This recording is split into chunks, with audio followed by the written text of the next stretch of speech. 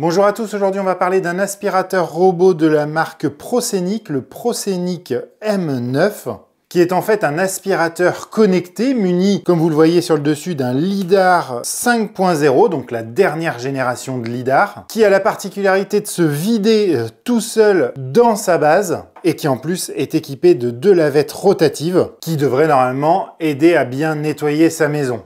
Et donc on le reçoit dans cette boîte-là, et dans celle-ci, on avait la petite rampe qui est dessous, là, vous voyez, si j'enlève la base, on y a accès. La base, bien évidemment. Notre aspirateur. Et donc la base qui est ici, se compose ici d'un petit écran où il y a le niveau de batterie de l'aspirateur. Et si on ouvre ici, eh bien on va accéder au sac à poussière de 2,5 litres. Ici, ce qu'on peut se rendre compte, alors je ne sais pas si vous le voyez, mais il y a une petite diode qui va permettre de lutter contre les bactéries via une stérilisation par les UV. Et ces petits sacs qu'on a là, eh bien dans la boîte, on en avait 2 en plus.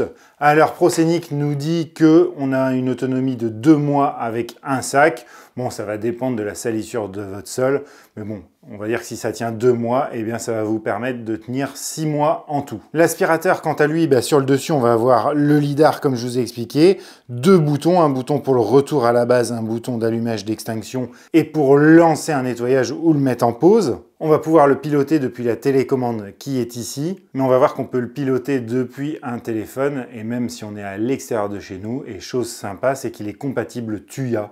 Donc pour ceux qui aiment la domotique et qui ont déjà du Tuya chez eux, eh bien, il n'y a pas besoin d'installer une application supplémentaire. On va en reparler tout à l'heure. Devant, on a le classique bumper. S'il rencontre un obstacle, eh bien, il va le revenir en arrière. Il a des capteurs de proximité tout le tour. Et sur le dessous, eh bien, on va retrouver, comme habituellement, notre petite roue directionnelle, notre petite brosse rotative. À noter qu'il y en a une de plus dans le packaging. Nos 2 roues crantées sur suspension qui vont lui permettre de passer des obstacles jusqu'à 3 cm.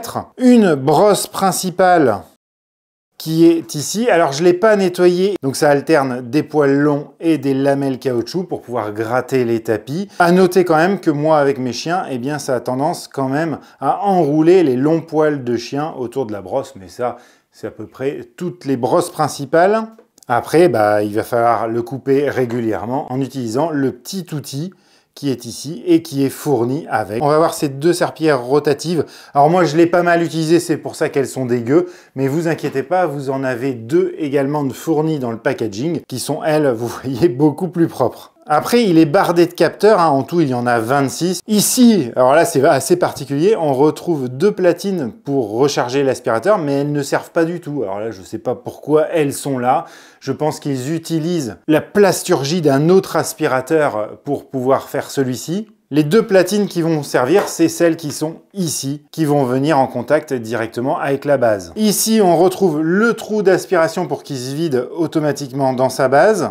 En tirant ici, on va accéder aux 2 réservoirs. On retrouve le réservoir d'eau ici, où vous allez pouvoir mettre 250 ml. Et à cet endroit-là, eh bien, vous avez le réservoir à poussière qui, lui, va se vider automatiquement. Donc lui, le réservoir à poussière fait 240 ml. Bon, c'est plutôt classique. Et si on enlève ici, eh bien, on va accéder au filtre EPA. Et lui, c'est pareil, vous en avez un en plus à l'intérieur du packaging. Et voilà, donc là, on a fait le tour de l'aspirateur. Et il y a quand même 2-3 trucs qui manquent. C'est-à-dire que, comme vous avez pu le constater, il n'y a pas moyen de façon automatique de laver les petites serpillères qui sont dessous. C'est-à-dire qu'il va se balader dans votre pièce, il va mouiller le sol, faire tourner ces petites serpillères et du coup ça va plutôt bien nettoyer, mais comme il va pas revenir à sa base comme certains autres modèles pour nettoyer ses lavettes, eh bien au début ça va être super sympa et puis au fur et à mesure qu'il va nettoyer, eh bien les lavettes vont s'encrasser. Vous l'avez vu, elles sont encrassées sur le mien. Et du coup, eh bien, au fur et à mesure, eh bien, ça va vous faire des traces. La saleté va s'accumuler dedans et la saleté va être un petit peu traînée partout. Et ça, je trouve ça un petit peu dommage pour un aspirateur à ce prix-là. On va voir, on va le tester en vrai, on va voir ce que ça donne. Mais déjà, eh bien, j'ai un petit a priori par rapport à ça. Au niveau des caractéristiques techniques, hein, il a une puissance d'aspiration maximum de 4500 pascal. Donc c'est assez élevé hein, pour ce genre d'aspirateur. J'en ai testé qui faisait 5000 pascal, mais 4500, on est vraiment dans le haut du panier. Il embarque une batterie de 5200 mAh qui, d'après le constructeur, va permettre de tenir 250 minutes. Bon, spoiler, c'est pas vrai, vous allez voir, on va faire les tests tout à l'heure, on va le faire nettoyer ici tout l'étage de mes locaux et vous allez voir qu'il consomme quand même beaucoup plus. À mon avis, 250 minutes, c'est s'il n'a pas les lavettes et s'il est en puissance d'aspiration minimale. Et chose intéressante, hein, il fait 9,9 cm de hauteur, donc il va pouvoir passer sous certains meubles. Mais c'est pareil, ce n'est pas le moins épais que j'ai testé. Et oui, quand je vous parlais du prix, hein, il est environ à 550 € actuellement sur Amazon. Au moment où je tourne la vidéo, hein. Je ne sais pas si ce sera le cas quand elle sortira, mais il y a un coupon de réduction de 50 €, donc ça le fait à 500 €. Bon, après, si vous tombez sur cette vidéo, n'hésitez pas à checker le lien qui est en description de la vidéo. Vous aurez le prix auquel il se vend actuellement. Maintenant qu'on a fait ça, on va le mettre en situation. On va le faire laver l'étage. Mais avant tout ça, il va falloir l'installer sur une application, même si c'est pas obligatoire, hein, vous pouvez utiliser que la télécommande. Alors comme je vous l'ai dit auparavant, il est compatible Tuya, donc vous allez pouvoir l'installer dans l'application Smart Life. Alors j'imagine que ce n'est pas forcément recommandé par le fabricant au niveau des mises à jour et tout ça. Moi ce que j'ai fait, je l'ai installé sur Proscenic, l'application Proscenic, et puis après je l'ai désinstallé, je l'ai installé sur Smart Life. Et alors là, je vous montre très rapidement, après on passera sur l'application Proscenic. Donc là, sur l'écran principal, je le retrouve, hein, il est là, M9. Alors pour l'installer, c'est très simple, vous allez sur le petit plus en haut à droite, et tout de suite il le trouve, hein, si votre Bluetooth de votre téléphone est allumé. Et là, vous voyez, j'ai fait hier le nettoyage de l'étage, et il m'a fait une cartographie qu'on retrouve ici. Alors le problème avec Smart Life, c'est que tout est en anglais. Mais bon, il n'y a vraiment rien de compliqué. Vous avez les paramètres. Mais ce que je vais faire, je vais le désinstaller de Smart Life. Comme ça, je pourrai vous montrer dans Proscenic avec toutes les options en français. Donc pour l'installer dans l'application Proscenic, c'est très simple. Vous faites le petit plus en haut à droite. Il faut activer le Bluetooth de votre appareil. Il détecte automatiquement le M9. Vous cliquez dessus. Vous choisissez votre réseau Wi-Fi en 2,4 GHz. Il me dit Wi-Fi connected. Je fais terminer. Et ça y est, j'ai accès à l'application. Donc là, forcément, j'ai perdu la cartographie, mais c'est pas grave, on va la refaire. Et donc tout de suite, on voit ce qu'on peut faire, hein. On a la possibilité, en appuyant sur le bouton qui est ici, de vider le contenu de l'aspirateur dans le bac à poussière de la base. Donc si on le fait, hop, ça donne ça.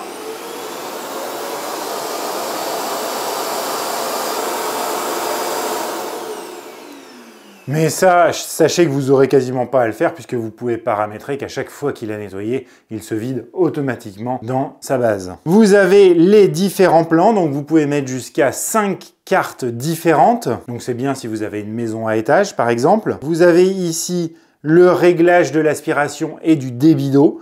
Donc vous voyez, vous avez 4 niveaux de force d'aspiration et 4 niveaux de débit d'eau, dont un c'est sans débit d'eau. Et puis en haut, vous avez le niveau de batterie, le temps qu'il a mis pour nettoyer lors de son dernier nettoyage, et puis la surface qu'il aura nettoyée. Donc ça, c'est assez sympa, mais ce qui va surtout nous intéresser, c'est ce menu ici, là, avec les 4 petits carrés, où là, vous allez pouvoir tout paramétrer. Vous avez la gestion des cartes, vous pouvez planifier un nettoyage en lui disant, moi, tel jour, à telle heure, toutes les semaines par exemple, je veux que tu ailles nettoyer la pièce. Vous avez l'historique des nettoyages, donc là forcément je dois avoir tout perdu. Le mode ne pas déranger. Donc là, vous pouvez couper le son à certaines heures.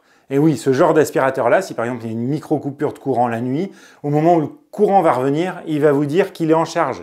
Il va émettre un son. Donc ça, vous pouvez lui dire par exemple entre 22 h et 8 h du matin, tu n'émets aucun son. Vous avez la gestion du vidage automatique, hein, c'est ce que je vous parlais tout à l'heure. Vous pouvez lui dire, moi je veux que tu te vides après chaque nettoyage, après 2 cycles de nettoyage ou après 3 cycles de nettoyage. Vous avez le contrôle à distance, donc là c'est une petite télécommande, vous pouvez piloter votre aspirateur. Vous voyez, là je peux l'avancer.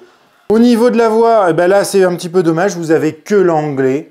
Puis vous pouvez choisir le niveau de volume, vous pouvez aussi le mettre en silencieux. L'interrupteur d'éclairage, donc là ça va vous permettre de couper les lumières qui sont dessus.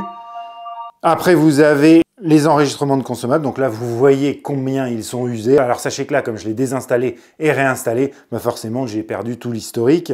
Et puis après, vous avez le mode de rotation. Donc là, vous avez deux options. Soit les petites lavettes qui sont derrière, vous dites bah non, moi je veux pas que ça tourne, et en fait ça va traîner comme une vulgaire serpillière qui a sur pas mal d'aspirateurs, ou alors bah, vous l'activez et là ça va tourner et forcément ça va un peu mieux frotter le sol. Voilà pour les principales fonctionnalités. Allez, maintenant on passe au nettoyage. Alors avant de le lancer, je vous montre un peu ce que j'ai fait, hein. J'ai mis mon traditionnel mélange de sucre et de flocons d'avoine au sol, donc je l'ai mis au bord des plaintes pour voir s'il nettoie bien les plaintes. J'en ai mis un peu partout, et puis sur mon traditionnel tapis dégueu que je ne lave plus pour les vidéos.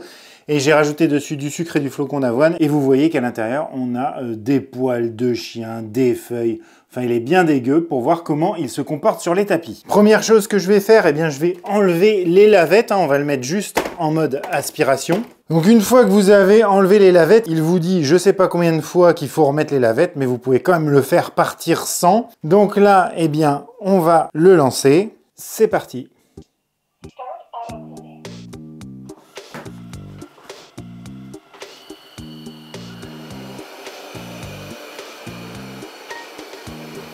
Il essaye de se repérer dans son environnement. Donc en même temps, il va cartographier là, il découvre en même temps. Mais j'ai pas vu vraiment de différence entre les tours qu'il fait pour la cartographie et les tours où il nettoie. Donc là, je suis en aspiration moyenne.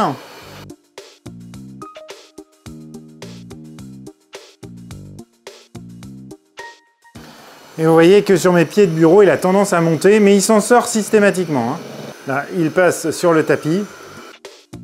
Comment il se comporte avec mes rideaux? Eh bien, il les pousse. Mais il ne va pas dedans, il va sûrement pas s'en mêler. Là, il est en train de détourer. Bon, c'est pas exceptionnel, mais on voit qu'il a été au bord. Même si, comme vous pouvez le voir, il reste des flocons d'avoine. Mais on va voir ce qu'il va donner à la fin du nettoyage. Alors, également, il est assez bruyant, je ne sais pas si vous l'entendez. Par contre, il travaille très méthodiquement en faisant des allers-retours. Allez, on va le laisser continuer un peu.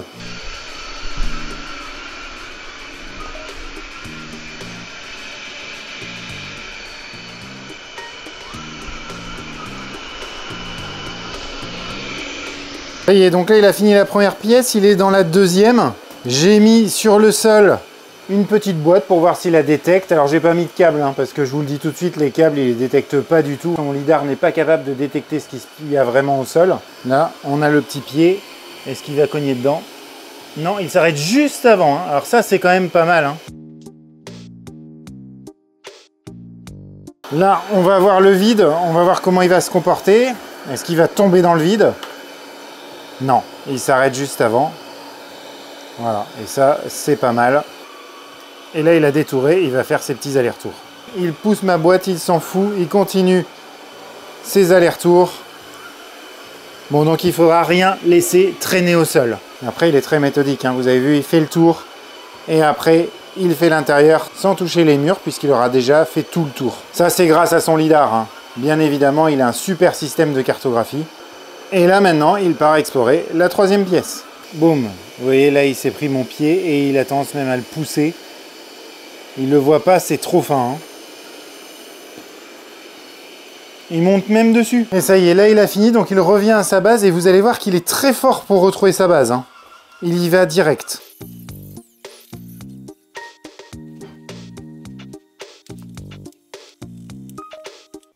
Et voilà, ça y est. Il est en train de se recharger et il se vide tout de suite. Et l'UVC, lui, va rester allumé. Vous voyez, si j'ouvre, la petite lumière est allumée. Voilà, il a fini. Et ce qu'on peut voir, c'est qu'il était à 83% de batterie, parce que là, il vient de recharger un peu. Il va lui falloir 3 heures pour qu'il se recharge de 0 à 100%. Et donc, il m'a bouffé 17% de batterie, et pour 23 minutes. Donc on va dire qu'il a une autonomie, alors en puissance moyenne là, d'environ 120 mètres carrés, 130 mètres carrés, parce qu'en plus, ce qui se passe quand il est en dessous de 15% de batterie, eh bien il revient à sa base pour se recharger et après repartir de l'endroit où il s'est arrêté. Mais donc on est loin des 250 minutes promises par le constructeur. Et vous voyez eh bien qu'il m'a bien cartographié ma pièce, hein. Alors on a bien les 3 pièces qui sont là, et puis là il m'a découvert une petite pièce sur le côté qui est un petit renfoncement que j'ai dans la pièce. Donc ça, eh bien c'est pas mal. Alors quant au résultat, bon bah là c'est très moyen, hein. C'est-à-dire que vous voyez mon tapis, bon il reste des poils de chien, je veux bien le croire, mais il reste quand même pas mal de sucre et même de flocons d'avoine. Et là, ce côté-là, eh bien, on voit que l'aspiration n'était vraiment pas suffisante, hein. Il faudrait le mettre en puissance max et à ce moment-là, c'est l'autonomie qui en pâtirait. Donc oui, il va vite, hein, il nettoie plutôt rapidement. 20 minutes pour faire les 3 pièces, c'est quand même pas mal, mais c'est quand même pas exceptionnel. Donc maintenant, ce que je vais faire, eh bien, je vais lui mettre les lavettes. Alors, je vais changer et je vais mettre des lavettes propres et je vais lui refaire faire juste cette pièce. Parce que je voudrais voir s'il monte sur les tapis quand il est en mode lavage, ce qui serait vraiment pas terrible.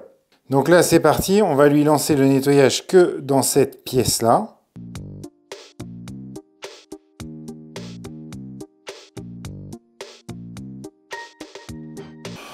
Ah, il repasse à l'endroit qu'il avait mal fait, on va voir si là c'est mieux. Vous voyez que entre les deux, il me laisse une traînée, hein. Allez, là il va vouloir aller sur le tapis. Est-ce qu'il va passer sur le tapis? Eh bah oui. Donc en plus, il va vous humidifier vos tapis. Allez, on va le laisser finir et puis on va voir le résultat. Vous voyez les traces d'humidité qu'il laisse derrière, hein, c'est quand même pas mal par contre. Ça y est, il a fini, il est revenu à sa base, il s'est vidé. Et donc là, il a mis 10 minutes, hein, donc il est quand même vachement rapide pour faire les 8 mètres carrés. Alors la pièce est un petit peu plus grande, mais comme il y a des bureaux, tout ça, il va pas dessous. Et on va regarder le résultat qui n'est pas très probant. Le tapis, eh bien, on a encore des flocons d'avoine et pas mal de sucre, même s'il y en a moins, bon, c'est pas terrible. Et puis en plus, bah, il est un petit peu humide. Ici, là, c'est parfait, hein, même si on voit les traces, hein, là où il est passé, forcément, hein, puisque eh bien, il ne vient pas nettoyer ses lavettes. Et là, bah, c'est très moyen. Il reste encore pas mal de sucre et de flocons d'avoine. Et donc tout ça pour conclure et pour vous dire que le résultat, comme vous l'avez vu, est plutôt moyen. Les lavettes qui tournent, c'est pas mal hein, pour nettoyer le sol, mais comme il ne va pas les nettoyer, bah, il va un peu traîner la saleté. En plus, quand il va revenir, il va falloir les enlever pour les nettoyer, surtout pas les laisser dessous. Parce que si vous le faites tourner que dans 3 ou 4 jours, les lavettes vont forcément moisir avec le développement de bactéries et tout ça. Donc oui, vous passez pas de temps à nettoyer votre sol, mais vous allez passer du temps à nettoyer vos lavettes. Donc je vais conclure assez rapidement. Dites-moi ce que vous en pensez en commentaire. Mais pour moi, je trouve qu'il est trop cher par rapport à ses prestations. Même s'il y avait quand même pas mal de choses intéressantes. C'est un aspirateur que je pense à 300 €, on serait dans un prix plutôt correct, avec un résultat qui est ce qu'il est, comme vous avez pu le voir. Voilà, bah, je vous remercie d'avoir regardé cette vidéo jusqu'au bout, et moi je vous dis à très bientôt sur Vintech pour de nouveaux tests domotique et tech. Allez, ciao!